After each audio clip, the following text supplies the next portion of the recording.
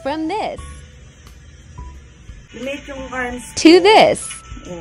Pictures ko, hindi talaga ako nakasando. Pero ito, tingnan nyo yung arms ko dito, oh. Kaya, Mers, ayan, finally na-receive ko na yung in-order kong Hati Diary. Actually, kahapon ko lang siya in-order and today, ayan, na-receive ko na. Ang tagal-tagal yun na itong dumadaan sa FYP ko. Sobrang tagal na. Lang ako talaga na-convince na mag-order nito. Ayan na. Nabuksan ko na nga siya eh. Kasi super excited. Sabi ko, ay, teka, wait, ibibidyo ko muna siya. So, ang in-order natin is brown, dark brown. Yan. Tingnan nyo, super excited.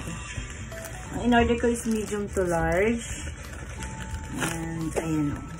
May warranty card pa siya. So excited. So, try natin to. Super nakaka-excite. Super na-excite ako nung sinuot ko to kay Amos. Parang sexy ko. Lumit yung arms ko. Alam niyo ba, hindi ako nagsasando kasi ang laki talaga ng braso ko. Pero ito, tingnan nyo. Diba? Kaya sa lahat ng mga pictures ko, hindi talaga ako nakasando. Pero ito, tingnan nyo yung arms ko dito, oh. Diba? Yung short natin, oh.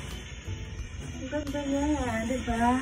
Ito, medium to large tong kinuha ko na to.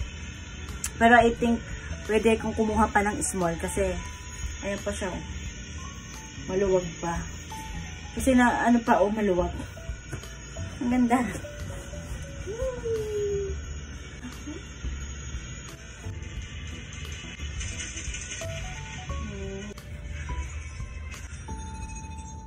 Word the Budol to. Order pa ako talaga. Order pa ako ng ibang kulay nito. Bye-bye.